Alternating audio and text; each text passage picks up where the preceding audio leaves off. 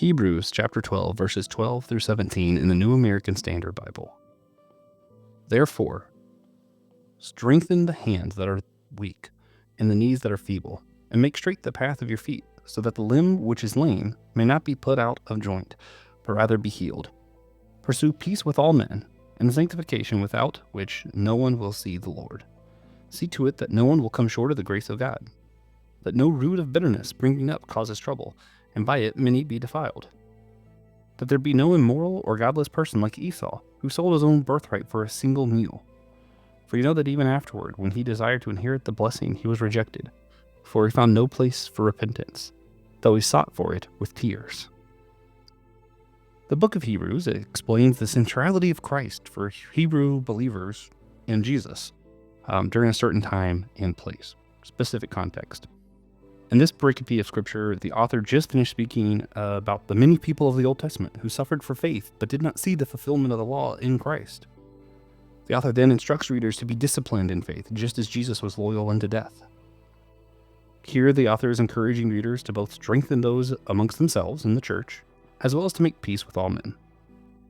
After this section, the writer goes on to explain the importance of unity and peace. He then instructs people to prioritize love in our missions of the church.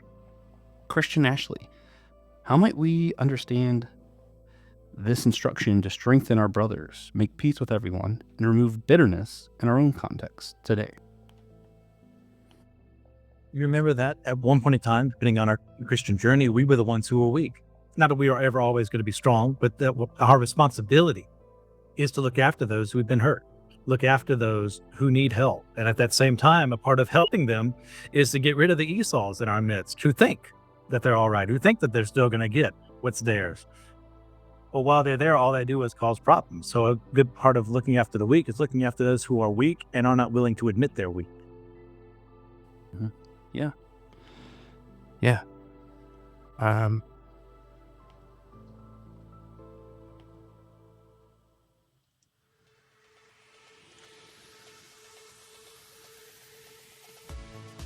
Hey guys, welcome to the Whole Church Podcast, possibly your favorite church unity podcast. Possibly not. That's totally cool. We're not at competition with the other unity podcasts because that's self-defeating and weird. TJ says I'm weird enough without adding anything, so we're going to leave it be for now. Speaking of TJ, I am Joshua Noel, one of your co-hosts. TJ Tiberius and Juan Blackwell is the Pod Almighty, the co-host with the absolute most, who's not here today because it's his birthday. Wish him happy birthday. It'll be late, but wish it to him anyway because he deserves it. As well as any love you could possibly send his way. He deserves all of it. And I am here, of course, with wonderful guest, Christian Ashley. Today, I'm going to be talking with Christian about his experiences with church hurt and how he has made it past those experiences while staying true to a more conservative tradition in Christianity compared to myself and many others. But there are some so conservative they even think he's like crazy progressive. It's a spectrum, guys. Yeah. Christian, welcome back. Thank you, sir. Yeah. He's a longtime guest, first time listener. Christian has received his Master's of Divinity at the Southern Baptist Theological Seminary in Louisville, Kentucky. He's the author of several fictional works, such as Lost Time, which is a story, kind of like a dystopian American vampire story, I think. That might be accurate. If not, no one's going to correct me. It's not like the author's here. He's also the host of like a million podcasts, including Let Nothing Move You, Friday Night Frights, and he's one of the hosts of Systematic Ecology, as well as me and TJ too. So a lot of us over on Systematic Ecology if you want to check it out. Other stuff you might want to check out, you can go to our website at the Whole Church Podcast. You can purchase one of our t-shirts. It helps promote our show, raise money for podcasting needs, and it gets others to know about the importance of our mission to educate and unite the modern church. A lot of good being done by a simple t-shirt purchase. Pretty easy stuff. My favorite, there's like a dark green one that says like the whole church on the front, and the back has like the Trinity knot, talking about the oneness of God and also the oneness of the church. Really cool shirt, fun design. Also, I just like the color green. Just being honest with you. I mentioned like a million shows that Christian's on. They're all part of the Amazon Podcast Network, as well as this show, some of the other ones. I do Be Living Water. That's over there. Brandon Knight has My Seminary Life. You got Paige and Pixel with Paige and Pixel on it. You got Leah and Christy Robinson doing Theology on the Rocks. There all kinds of good stuff. So make sure you check out the network. There's a link for the website for the whole network down below as well. Or if you're on Apple Podcasts, you can like go to where the podcast is and it has network and you can just click and see it all, which is also pretty convenient. All right. all of that out of the way, Christian, holy sacrament, we got to get silly here. You can't be anything other than united when you're being as silly as I like to be. Like, it's like you're laughing together, so you have to be united. We're forcing it upon people through Of laughter. course. Yeah. Today's a pretty easy one, just because I was watching a movie. Christian, if instead of Planet of the Apes, some other animal were to take over, it would be like Planet of the Blank. What do you think the funniest species defined as rulers of Earth would be? I'm going to give a partial answer, just because like Okay. the way the question came up is we were watching Rise of the Planet of the Apes, and my wife pointed out, a lot of your like dermatology and like cosmetics experiments are actually done on beagles. And I'm like, man, it'd be so funny. All beagles want is food, and then they just bark. Just come back, and there's no food left, and everyone's screaming. That's it. I just think it'd be pretty funny. All right, Christian, take us home. I mean, there's so many answers to this question. That'd be great. The one I settled on is pangolins. I just think it'd be so funny if mankind was gone and God had uplifted the pangolins to become created in his image. And no, not penguins, pangolins. The armored little mammals. It's like, what's their society based around? Eating ants and termites? Fantastic. With long tongues? It'd be perfect. It would be pretty incredible. Yeah. I also see, but this is like more just like the movies. I think it would be hilarious if silkworms took over. Specifically, I just hate silkworms. They're the thing I despise the most. So like, I just imagine it as like a horror film. You come back, it's just silkworm. And the horror is just you will be forever annoyed. Yeah, also, how? No, exactly. How did that become like your biggest bugaboo is silkworms? What did they burn down your house one day? They're just, I don't want to explain it. They just bother me. Okay.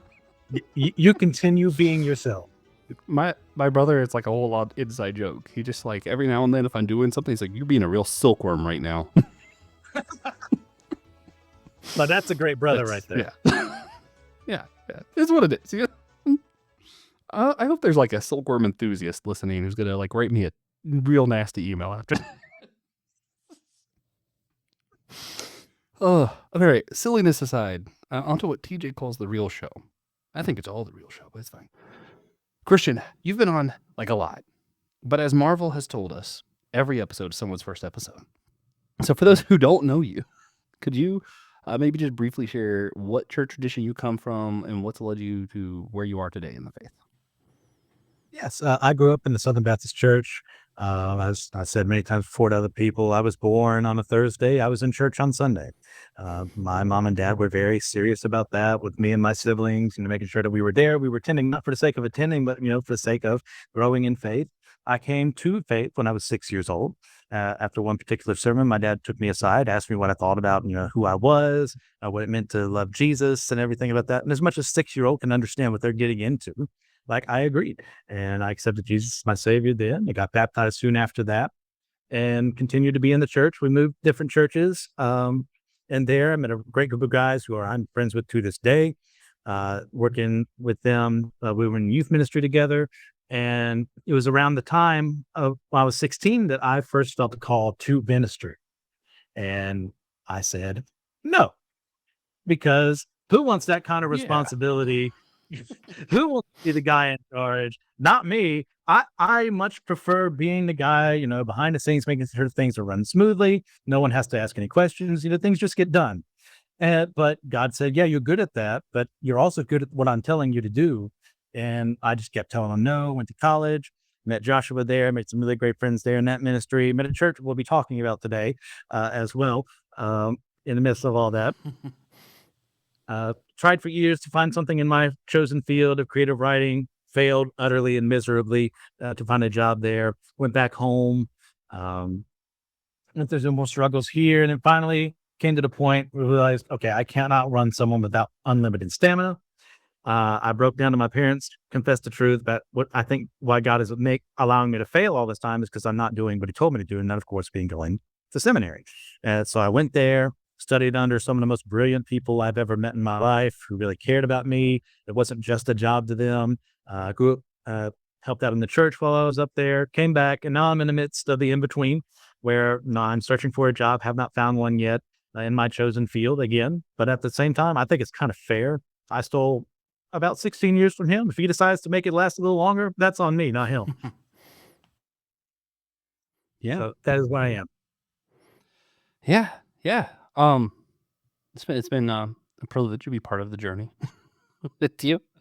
Everybody's out there looking for a pastor at their church, hit us up. Let us know. I'll let Christian know. That's fine. So Christian, you've mentioned on here before plenty of times. I think we've talked about it before, just in a different context. But you've Yes. experienced church hurt before. Most recently, you talked about it. There was a roundtable on missiology that you mentioned it on, which had my brain thinking about because we've had a couple authors on recently who's talked about church hurt and some similar stuff. Who typically those conversations are happening from progressive Christians or people who used to be conservative who are now more progressive Christians. You're still a pretty conservative Christian. So I thought it would be interesting to kind of hear someone who's still part of that side of Christianity who acknowledges he did experience this. So before anything else, could you maybe unpack a little for those listening who aren't aware, what was your experience? So the church that Joshua and I went to while we were in college together was called Crossway.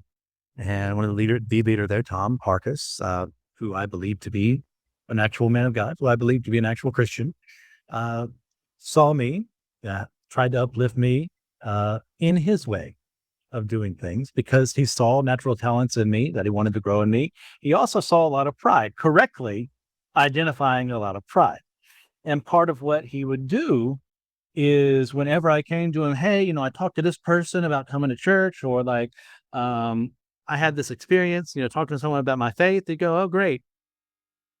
And sweep it under the rug because in his opinion, the best way to go about a prideful person is to never acknowledge, not never acknowledge, but for me specifically, not acknowledging any achievements I did because I could look like I'm someone who's like, look at me, I'm serving God. Look at what I just did. And he had met several people in the past like that. And every size, it should be all sizes fit his ideals of things. So he would downplay everything that I did. I'd go up to him and ask him, what am I doing wrong? And he wouldn't explain himself well to me. He would deny me chances to serve in places in the church. I'd served a little bit in the children's ministry. I wanted to help out with the youth in the college, and I was told no again and again because I was also not the kind of man that he saw a Christian man should be. I'm going to be purposely over the top, but his ideal man was a man who carried his wife and his 2.5 children with one hand, a steel beam in the other with some log and wood and lumber in the other, while also throwing a football at the same time. Joshua knows that's not me. He's underplaying himself. He can beat the entire Carolina Panthers blindfolded. One-man football team. Season. Christian Ashley.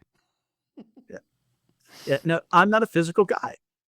I'm not made for physical labor. I can do it for a time, but I'm going to get winded really quickly. That's because part of me, I'm lazy. That's stuff that needs to change. I'm not going to deny that. I'm not agreeing with that part. The whole thing is funny. He's also allergic to the outside. That doesn't help either during a time of view. But that's just not who I am. I'm the person. I'm more of a scholar, study things, also counselor, working with people one-on-one, getting them to understand scripture. I mean, that's why I started Let Nothing Move You was, hey, I understand this. I can teach. And this is a way for me to bring that out into the world, to be challenged, but also to bring hope to people who want to understand their Bible better.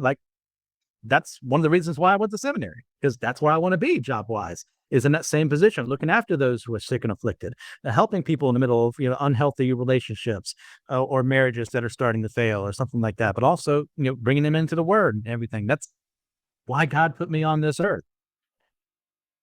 But all that did in that time with him is it killed me spiritually. I was never good enough. Nothing I did mattered. It is what it felt like. And I would have other people say, hey, so grateful for the help you've given us here. But it was never the guy in charge, the one person you would expect to do that. And I have since forgiven him. because I do believe that if you're going to be in this job, you better forgive the people who hurt you really well. But that also means I haven't forgotten. And I think that's an important lesson as well, that people need to learn. Forgive and forget is not a biblical principle. So that's one. Second church I went to when I came back home actually spun off of another one called a Divine. Uh, and I really enjoyed it. It was like perfect. Like had a bunch of friends younger than me, but also, younger, single, trying to figure things out together. Most of them had never really like been to church. It was more different than what they were expecting. So it was easier for them to get there. But one of my friends, Karai Rowe of the Foreign Saints podcast, we'll get to him later on. What actually is part of this too. He found out other people were doing things they shouldn't be, and he got kicked out of the leadership there. And I didn't know this, and he didn't understand exactly why either until years later. And that church died, and the pastor there that I fully trusted to look after me, look after everyone there, was in an illicit affair with a younger person. Was very upset with everything that happened there, but the church died. And here I was. I still had another church to go to, but I lost the entire community that I had. And someone who was acting very hypocritically, saying it the entire time, never do this, never do this. It's not what God desires from anyone in leadership, and yet was actively doing it. And I would say more recently, not specifically any church, but plenty of churches that I've interviewed with, that I've talked to, have hurt me immensely because I didn't stick up to their ideal image of what a pastor is supposed to look like or be. The fact that I'm not married is a huge buzzkill to a lot of them, as if Jesus and Paul weren't married or anything like that. There's others. Peter's the one that's questionable, right? Peter was married. He had a mother-in-law. Paul was questionable. Peter, we know, was married. There's some indications Paul might have been married, like depending on how you interpret matters. Yeah, Jesus definitely not. Yeah. And there's other things like, if I don't have a certain eschatology, then suddenly I'm the devil or anything like that. And it's hard not to take all that personally because this is not me. I don't like interviewing with people. I don't like dealing with all this nonsense. I just want to get out there and do the work. And that's part of the game you're playing when you're going for pastorship, whether that be lead, associate, youth. I'm open on all three of them. And a lot of resentment and bitterness has built in me as a result of that I'm still working on. Once again, I've forgiven everyone, but that doesn't mean I still don't feel the feelings I felt. Mm-hmm. And feel. Yeah. Yeah. It is an interesting topic when you don't I don't know. So many times you hear people talk about church hurt. It's like there's this one story, something terrible happened, they left the faith and they came back to something else. And I don't know. I've heard that version of the story a lot, and I don't want to dismiss that stuff. I think it's important, but it's so weird to me because I'm I couldn't point that. There's the thing that hurt me the most. I know which experience I've had that hurt me the most, but there's constantly stuff. The church is still people, and that's where I actually do find Augustine's whole thing of there is the seen and the unseen church. I actually think that's actually really helpful language. Some of the people in the building might not actually be part of the church. And some of the people who aren't in the building might be part of the church, and we're just not acknowledging it. I think that language is actually really helpful. But even thinking experiences like that experience I've had of friends who pastors lied about them, to fire them, and say things about their wife that wasn't true. I know somebody right now even, and this is still challenging because I'm I don't even know, I'm not part of that tradition, so I shouldn't care. But I know somebody who currently is about to be the director of a church camp who has a couple years ago, they found out was cheating on his wife with somebody who by the time he was cheating was of age, but when they first started talking was not even 18. And I'm why is this person at a kid's camp as the director where I feel it's fine? And my personal opinion on that one is because he was the kind of guy who can lift his wife over his arm with one arm and throw football with the other and all that stuff that Christian said. And I mean, to a point, church unity is weird. So we have to consider that there are people who are different. Even leaving theology and stuff out of the conversation for the moment, there are going to be people who are called to pastors who are more intellectual. There are going to be people, which is hard for me because I've seen this misused so poorly. There are going to be people who are the football playing masculine type who are still called to pastor and to understand different. Yeah. Pastors don't all look the same. Deacons don't all look the same, et cetera, et cetera, and to accept that we all have different gifts. We all are going to do it a little bit different. And that's like part of church unity is that diversity and that's important. And then even with like church hurt going, hey, yeah, like there are sometimes where the experience is so much and it's like traumatizing. So that becomes the story. And there are sometimes where it's just little things constantly. And one isn't more important than the other, but it's important to recognize like it's not always some big traumatic singular event that caused church pain, hurt, whatever. Sometimes it's constant stuff. Sometimes a little bit of both. I think in Christians' instance, it might be a little bit of both. Because you can point to a few Yeah. specific things, but it sounds like there's also just a lot of constant things of people being people. Yeah. There was never one grand moment like you see in a movie. It'd be like, this is the betrayal scene, and I get stabbed 42 times or whatever in the back. Like, Thank you for the 40. it is a culmination of things. Anything for you, buddy. Yeah. So then we mentioned this before. Like a lot of times it is people then they realize it, they come face to face with this, and I think I kind of did this. It just wasn't as dramatic as I typically hear other people talk about. Me, other people just tell their stories in a way that's more coherent. But like people get hurt, so they deconstruct. I'm like, well, what part of my beliefs do I really want to hold on to? And then they reconstruct. I say, here's a part of the faith that I find useful, and they put it back together, and usually end up in a more liturgical Catholic Orthodox church, or they end up in a more progressive mainline denomination. Christian, you've experienced church hurt. I have not yet become Catholic Orthodox or mainline progressive Protestant like me. What's your secret? My secret is, I mean, let me preface this: what I do not think those people are weak. I mean, that could be easily be misled in what I'm saying. I want to start off with this wrong there. It's not what I mean. I think that people in weakness seek things to comfort them, seek things that, oh, I was hurt here, but if I go here, that's not happening in the same way, or I'm not going to experience it in the same way as what they'll think. And you will find in more progressive on that side of things, people more willing to listen, people more willing to be open to ideas that, other churches wouldn't. And then they come together as a result of that, because they find peace and safety with each other. Well, I desire peace and safety too, but I also desire to be correct. And I'm not saying that automatically means they're worse than me, that they're fools for heading in the path they went on. That's part of that is if I'm going to take this thing seriously, this faith that I have, well, why do I do that? Is the Bible true? Is it inerrant? Is it inspired? Is it written by men? Does this book belong in the Bible? Many, many questions like that. What is a church supposed to look like? Is it supposed to have a worship service? Are you supposed to, when you take communion, how is it supposed to be done? I asked those questions to myself, and I'm not saying, once again, those people haven't asked those questions. But the questions led me to a different way because I think that's exactly what scripture is saying. Do it this way. And just because someone who said the exact same things that you're believing right now said those same things, that doesn't discredit truth. It means an idiot, mortal being was acting like a foolish, sinful, idiot, mortal being. And pastors, members of the church, no one is excluded from that. I'm not excluded from that. So I went this direction, not because it just gave me comfort. Again, yeah, this gives me comfort. Don't get me wrong. But it gave me comfort because it's true, not because I thought it was true. And conservative churches, for the most part, if they're doing their jobs, lean where I do because that's where we're going to base everything we do off of. However, as we've seen in the past, and I've seen in my own, legalism takes effect. Personal feelings and desires get taken into effect, and that kind of ruins the process for other people. So no wonder people leave more conservative settings when wrong people lead incorrectly.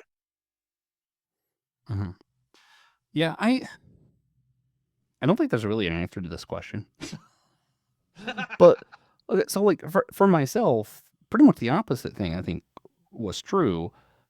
I think for a long time, like well before I started admitting it to myself, I was like, I don't buy this biblical inerrancy thing. I don't buy like there were a lot of things I had already questioned that I didn't really believe, but I felt like I had to believe them because my identity was wrapped up in this thing, right? Like my job career perspective was to be a pastor in a certain tradition. My friends were all part of this tradition. My family's all part. So like I felt like I couldn't leave it. So I think for me, that pain thing was actually more just like gave me permission to admit to myself what I had already changed my mind about. Like, I don't think it actually did any changing of the mind. It was, yeah, I no longer feel like I have to pretend for these people. And I think a lot of people are probably in a similar boat. And then I think there are probably a lot of people who, again, not saying they're weaker or anything like that, reiterate all the things Christian said because he's wise, who, they do experience like they were harassed in certain ways. They were mistreated in certain ways in a certain context, and they see that doesn't look like that's happening over here. So they go over there, and maybe it's not happening over there. Maybe that place has a different set of issues. I think the thing is, if you're in, see, the thing is, like, I don't have a lot wrong with the LCA, which is why I'm part of the LCA. So I'm not going to use myself as an example because I can't think of anything, and that's just my own down shortcomings. But if you're in an independently ran church who's prioritizing being an independent church without a hierarchy, whatever, there are certain things of like pastor worship, getting into his head too much, egos really become, I think, a more predominant problem in that setting. I think it's easy to be hurt from something like that and say, okay, well, that's not happening when a more hierarchical church. But then what you go over there and you see is that those hierarchical churches, a lot of times, there's more pushing stuff under the rug and hiding stuff so that it doesn't look like the system's falling apart. But that's not what you were hurt by, so you're probably not looking for that issue. That's just one example, but I think there's a lot of that. Like, if you're hurt by one thing, so you're only looking at that one thing, well, another church who has 7 other problems, but that's not one of them, it's going to look great because you're not looking for those other 7 problems. You're looking for the thing that hurt you. Yeah.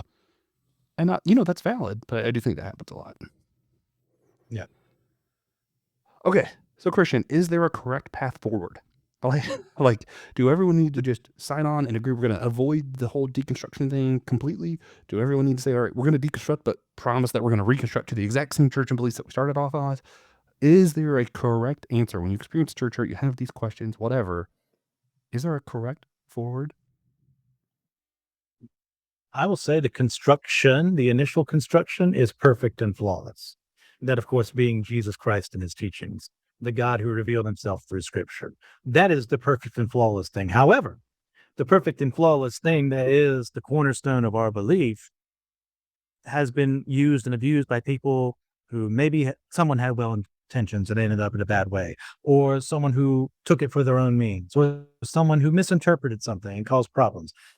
And that's what inevitably causes deconstruction. And if you've never had a deconstructive moment in your life, you've found a perfect church, which is an impossibility in this world, ruled by, finite mortal beings. So I know every single person has had to have experienced some point of deconstruction in their lives. It's whether they engage with it or not that is my issue. I don't think you can avoid it, and I'm not going to tell you not to avoid deconstruction, because I think one thing I'm really big on in my show is the idea of doubt, not necessarily being a negative thing. Doubt, in my history, has always led me to a stronger faith in my Lord, because I recognize, that same guy who made the universe allowed me not to think that he was real, allowed me not to believe in what he was saying. What greater love could there be? And that he gave me all this. What a loving father who allows his son to say, I don't know about you, and yet still loves me despite that. So yeah, deconstruct doubt, but do them well. I'm big on systematic ecology for talking about the decon recon switch. I think that's probably why you put some of that there in the questions, because I love when you can say, hey, there's some flaws in the system we set up. My favorite video game of all time is Star Wars, Knights of the Old Republic 2, The Sith Lords. And what that is a huge deconstruction of what Star Wars is. This whole force thing, being this mysterious entity, force, literally, that guides people. What's that all about? What if we took it away? Well, would people still be good? Would there still be Jedi around? Are the Jedi a good thing? Are the Sith a bad thing necessarily? And then you come to the end where it goes, yeah, these things are good because this is what they do. They bring hope for the galaxy. They help people in need. Jedi who actually using the Force correctly. The Force being, working through them and all that. It's like there's the reconstruction that comes in there. For reconstruction, for me, came, well, this was the construction. This is wholly imperfect. I have seen how people have used and abused that. I don't want to be them. I don't want to cause problems for other people. So let me come this way because what was set up is perfect. Let me, an imperfect man, do the best I can to maintain that perfection, to bring that perfection to other people, knowing I never will. And yet at that same time, going to people when I screw up and saying, I made the wrong call. I hurt you. Please forgive me, which is something very few leaders I've ever had have done for me. And the good ones have, because they recognize I screwed up. And I want to learn from that and then use his word correctly to go and lead others to go and do the same. That's where the reconstruction comes in. Yeah. Yeah. Yeah, I think it's also the way we use these words, one, is wrong, and two, even colloquially seems to get confused because certain people mean different things. And like some people, they hear deconstruction mean you're leaving the faith, and some people hear, well, I'm just asking questions about what I believe. And like clarify terms when you're talking with people. That's just generally good advice, but it helps. When I'm thinking about like how I understand it in the colloquial sense, I look at like what Jesus did when he's like, well, you've heard it said, but I say, when you hear him like tipping the tables over at the temple, all this stuff, like that was Jesus saying, this is what you guys have been doing. Let's tear it down. Let's deconstruct some of these ideas. And Jesus does isn't just say, now leave it all behind, no faith. He says, okay, let's develop new ideas. What are the greatest commandments? Love your neighbor as yourself, love God. Right? And that's like, Jesus does that, deconstruction, reconstruction. Now I'm a Lutheran. I have to bring up Martin Luther. But, if you think about the whole Protestant Reformation, not just Luther, but like, what did they do? They said, what beliefs are we doing right now that led us to do these terrible actions? Because clearly some beliefs that led us to this are wrong. And a professor used to say, orthodoxy leads to orthopraxy. If our actions are this bad, something's wrong somewhere. And the reformers, they asked questions about it. They challenged it. They deconstructed. Then what did they do? They reconstructed. They said, okay, let's clarify in our Bibles. What does this mean? How are we translating these words? Is the Bible available to everyone? Is it justification by faith alone? What does that mean? Deconstruction, reconstruction. And as Protestants, Baptists, Lutherans, Pentecostals, whatever, we find that really important. Even the Catholics. I did an interview with Allison. I can't remember his first name. Dr. Allison, Greg. Yeah, Dr. Greg Allison. And, his wife came from a Catholic family, and he has the continual Reformation, and he writes a lot about like the Catholics even did. They look back at the Reformation and they don't go, we're not going to be Catholics anymore, but they have also changed things that they realized they were wrong about. What is that?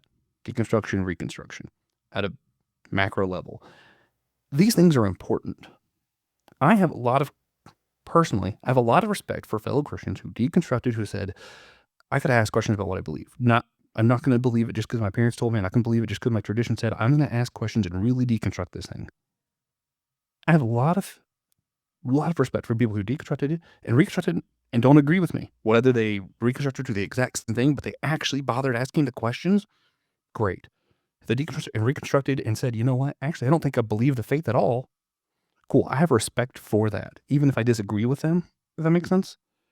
Because like you're honestly asking a question. You're trying to engage that relationship part of the faith, which is kind of the whole thing. You're not supposed to just believe it because you were told to from somebody else. It's like, I feel like that deconstruction, reconstruction thing is necessary for relationship with God. I don't like people do things just because they were told to or walk away just because it got hard. I'm going to point to C.S. Lewis. Going to shock everybody. Surprise. Yeah. I think it's actually, might be a Mere Christianity that he says this, but he talks about questioning your faith being a good thing. And so here's like when he thinks about faith, he's like, where he thinks of it as a virtue is not, I'm never going to ask these questions because I'm going to just believe what I was told, but rather asking those intellectually and engaging with them seriously is important, but not letting those emotional moments, the moments you feel weak, the moments you feel the doubt because you're angry at something somebody else in the church did, is not letting those get to you. That's what faith is. Not never asking the questions. It's just never letting those emotional moments, those moments of weakness, be what cause you to leave the faith. By all means, if you ask questions and realize you're wrong, sure, leave the faith. That's not what faith is. It's about not letting those moments of weakness, the moments where you feel hurt or anger or sad, not letting those moments take you out, is what Lewis is talking about. And yeah, as always, I seem to think he's right. But I'm still not Anglican for some reason. Yeah. Sometimes it just leads people to different answers, man. Sometimes the wrong answer, sometimes the right ones. That was a Christian telling me that he thinks my beliefs are dumb. Anyway, so I have some of the reasons that people have deconstructed or whatever with their faith today. I have some listed. I'm going to just read off a list of these that I've read in other books that these are the main reasons people deconstruct in our own time. And I just kind of want to get your opinion on the list as a whole, not like each one individually. So I'm just going to read these, see what you say. All right, the Bible seems to be anti-science or anti-evolution. Christians support Donald Trump, who is clearly not loving, so people might see the whole faith as just a charade, because it's really about being a Republican. Christians responded poorly to trauma that they experienced, church hurt, whatever. The church has responded to COVID in a way that's caused a lot of people to get sick and lose loved ones. Church hurt in their own life or in others was minimalized or explained away. They were told God didn't do it, people did. It kind of as a reason that the place they experienced real pain, they should go back to. Spirituality seemed fake or forced, or in some instances was explained away, like it's not about being spiritual at all somehow. And then lastly, we hear a lot of the church preaches love but never shows it. So Christian, just as a whole, how do you respond to some of those reasons that people question their faith or maybe even walk away sometimes? My goal is never to walk up to a person who would say any of these things, and immediately I'm going to do an investigation and a witch hunt and figure out whether they're lying to me or not. I'm going to work under the assumption in good faith that these happen, that someone said something like this to them and that ruined them. Imagine telling Andy, that the Bible is anti-science or God doesn't believe in science or anything like that. That'd be a stupid thing to say because he's a really smart man who's earned his degree and his doctorate and then some. But do any of Shout these out to our things? friend Andy Walsh. And Yes. I'll try to link his book down below so people can see who we're talking about, because I can't remember the title. What I would ultimately say after acknowledging their hurt, saying you're allowed to feel hurt, you should feel hurt, especially, these things happen to you. Do they contradict what Jesus said? Does you getting hurt contradict anything that Jesus said? Does someone acting in a sinful manner contradict anything Jesus said? The answer is no. Right? Jesus remains who he is, regardless of what his followers or so-called followers say. He is truth. He is love. So when someone who called themselves a Christian or is actually a Christian does something terrible, well, all I have to do is go back to what the man God himself said. Yeah. It's like, you need me. You need me to die for you because you're not good enough, because nothing you can ever do is good enough. Your sins keep you away from me. And yet I decided, because I love you, to die for you so that you didn't have to endure what I had. So I'm not downplaying anything you ever went through. I'm not saying you have to go straight back to that church that hurt you. I would say go find a different church and then recognize that church, like the church you were in, isn't perfect. You're going to be let down. Your pastor's going to say something you disagree with. You're going to have a disagreement with another mom over how to raise your children or something like that. These things are gonna happen. It's how do we approach them and how does the church treat that issue? If you have an issue like that, bring it up to leadership. If you don't have leadership that's responsible, leave. Because if they're not responsible, they don't love you. Yeah. It's not a crime to leave a church if you're leaving for the right reasons. If you're leaving because, I was passed over for a promotion, maybe not. Depends on a situation. If you're passed over because, you don't like the worship song, I mean, okay. Is the church still solid? You still get work done there? Maybe not leave them, but if you're hurt, I've left multiple churches. That was part of my testimony. I have not accepted jobs at multiple places who would have taken me because I knew who they were through the interview and go, oh, I'm not a good fit for you. You wouldn't listen to me and I wouldn't be able to lead you well. Not say some dictator and take over everything, but no, I'm still head honcho. It's not the elders. It's not the deacons, but we need to work together. And I'm not here to micromanage you. I'm not here to tell you how to live all your lives correctly in the only way that I see things. But if you're going to do that to me, well, we're not going to work together.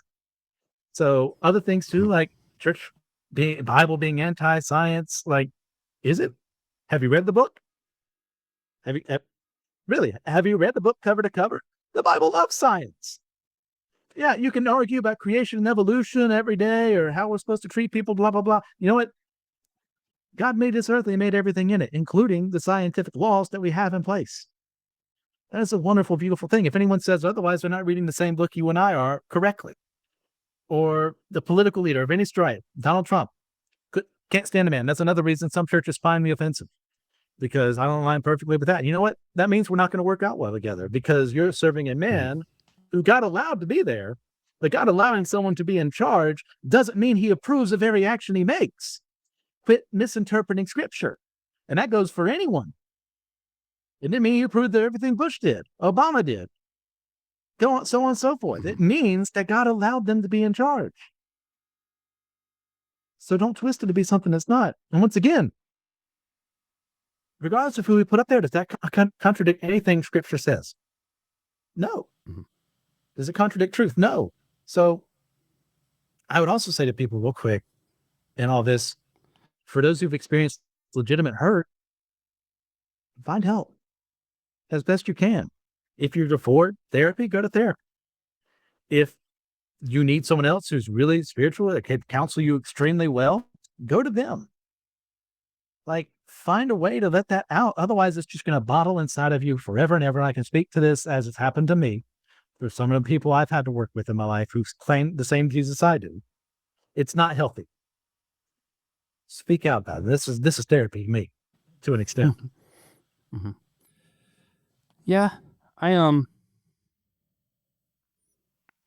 two churches like family, and I think some of the things to remember is it's meant to challenge you, but it's not meant to hurt you, pull you back. You're not meant to be in an abusive relationship. If a church is constantly belittling you, making you feel hurt, that's not the same thing. If a church is making you feel challenged and you're uncomfortable because they keep talking about stuff that you don't like, but it's biblical, deal with it. If it's the other people in the church don't like all the same things you do, that's a great thing. Diversity is important. Stay there. But if it's you're feeling hurt, you're feeling abused, you're feeling, constantly put down, that is a different thing than being challenged. Yeah. And I think much like with family, and this gets hard, like the political thing gets hard. I do think the last 10 years we've seen a lot of churches actually are worshiping a political party, and we've seen that on both sides, in my opinion. And in a way, that's a good thing, because it lets us know which churches are actually Christocentric and which churches are political-centric with some religious language around it. Find those Christ-centered churches.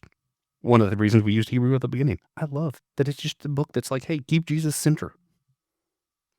Pretty easy if you think about it. That's how you know what a church is doing right. Is it keeping Jesus the main thing?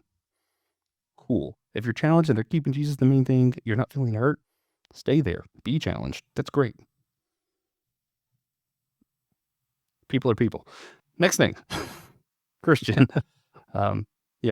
What other advice might you have for people who have either been mistreated or hurt in church? Like, let's say someone who feels like they could never step foot in a church again after what's happened to them or what they've experienced. What advice or what piece of wisdom might you offer them? Don't let their hatred and mistreatment of you turn into hatred and mistreatment of yourself. Don't let them win. They're losers. Anyone who sins against you, and when you sin against them, that also makes you a loser. But let's focus on you for right now as being one long. They're losers. They're acting incorrectly. They're acting sinfully. God is going to punish them on his time. It may not seem like it because we live in a finite state, but what's that in light of eternity? Don't ruin the rest of your time you have left here simply because someone else ruined it for you. Beat them. Win. Go to church. If it means just starting online and looking at churches in the area and seeing if they're good before you step in the doors, do that. I'd rather you did that than nothing, because doing nothing always hurts yourself. Living on your own as a lone wolf Christian, I have to remind myself of this day by day, is anathema to loving God and loving myself. Mm-hmm. We are meant for community. The church was created by God. It's not some human construction because we want to control them. It is created by him to help us work around each other and work for each other. And that means find a place that's going to look out for you like you're looking out for them. And that's going to be hard. It's going to suck. They may say, oh, you did that in the past. Oh, you're out. Leave them. They're not worth your time. Find the real people, the people who aren't going to compromise, the people who are actually going to teach you well and love you well as you're loving them well. Mm-hmm. And I will say, because I don't want to say tease. I mentioned this earlier, a little bit more lighthearted, but sometimes it is just feeling a church that doesn't feel the same as what you were in. Like if you were traumatized by a church that looks like it has all the bells and whistles like a Catholic church, maybe try a super low liturgical church. It's going to feel different, and that might help. It might not. That's okay. Vice versa. If you were at a church that didn't feel like that, maybe all the liturgy and stuff will make it feel so different. Sometimes, on a psychological level, that just allows you to bypass some of that. Also, there's a lot of websites about church homes, small groups, that kind of stuff. You can find a place where you don't even have to go into the building. Because I know some people truly do have trauma, and it's just hard to do that. If you need help, please reach out. I have access to some of these websites. I'd be glad to share them with people who might need that. I don't know. I felt like that was important to say, so I'm just going to include that. Christian, do you have anything else you might want to add about church hurt, deconstruction, reconstruction, any of the topics we touched on today? If you've experienced legitimate church hurt, never listen to a single person who said you didn't. If you've explained yourself fully, once again, don't let them win.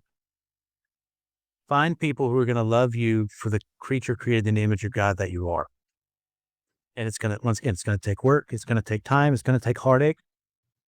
But I'd rather go through all of that if it meant I got to the finish line at the end. Mm-hmm. I'm also going to do an annoying, showing my old Pentecostal roots here. Pray.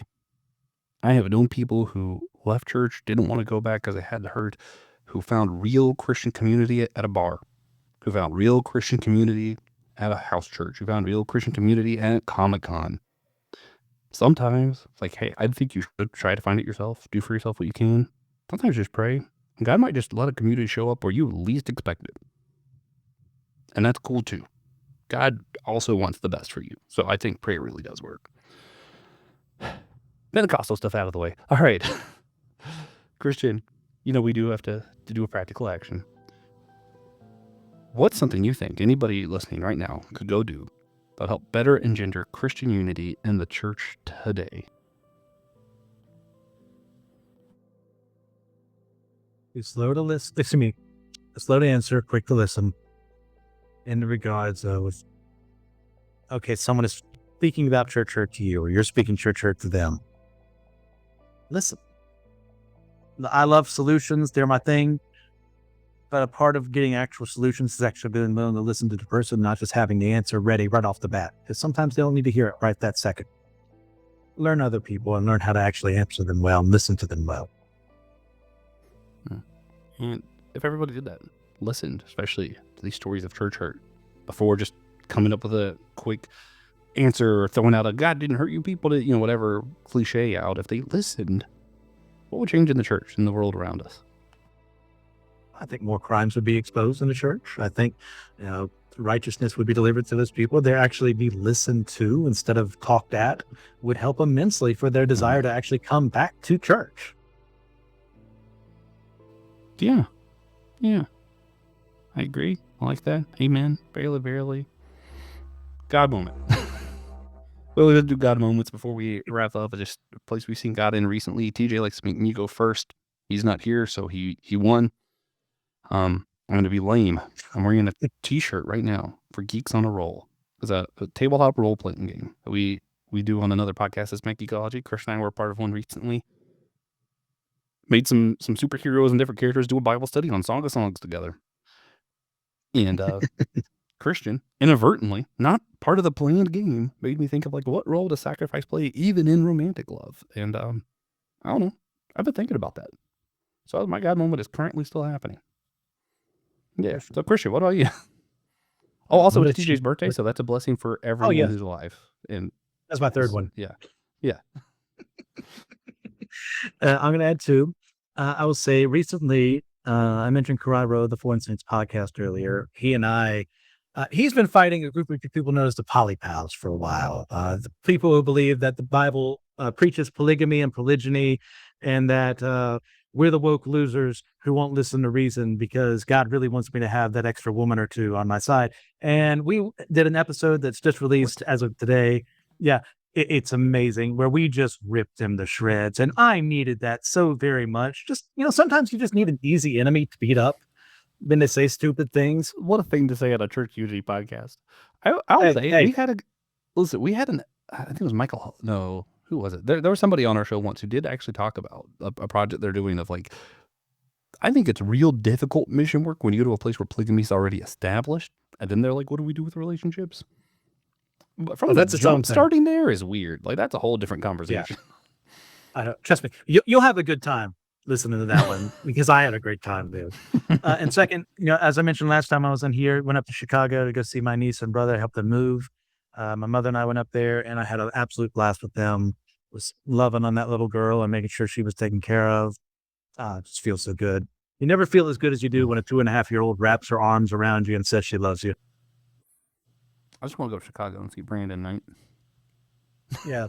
Unfortunately, we weren't able to meet. He was extra busy. He had a lot of stuff going on. But you know what? It was still nice to talk to him over the phone.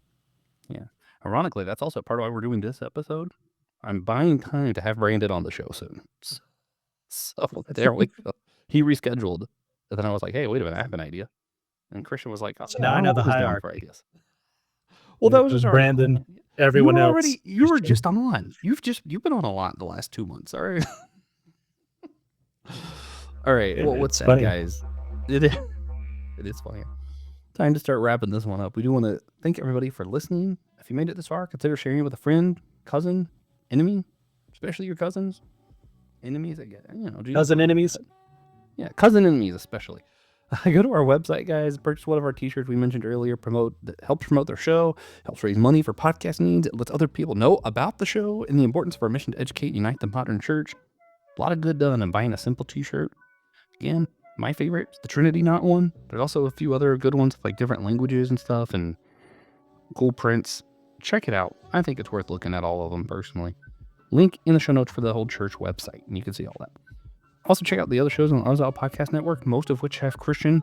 He does a lot of shows. Friday Night Frights, Let Nothing Move You, Systematic Ecology, What I Don't Like, probably a million other things. Not really sure.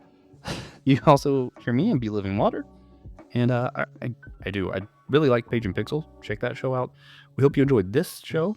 Coming up, we're going to be interviewing Pastor Robin Jennings, author of Expressions of the Soul, Celtic Christianity and Life with God.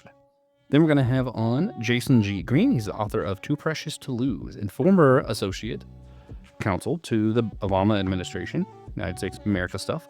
After that, we plan to have a short break for a week or two before we begin a series on the behind the scenes of ministries from the local church featuring Brandon and I. We're talking about publishing. We're going to talk about how we get homilies prepared, how a church literally gets built. That episode's being put together. Organ pipes is an episode I have. We have how organs get built coming up. And finally, at the end of season 1, we'll have Francis Chan on. Probably. If somebody tells him. Don't ask him, just tell him. Calls him your court, Francis. Yeah. Hurry up, Francis.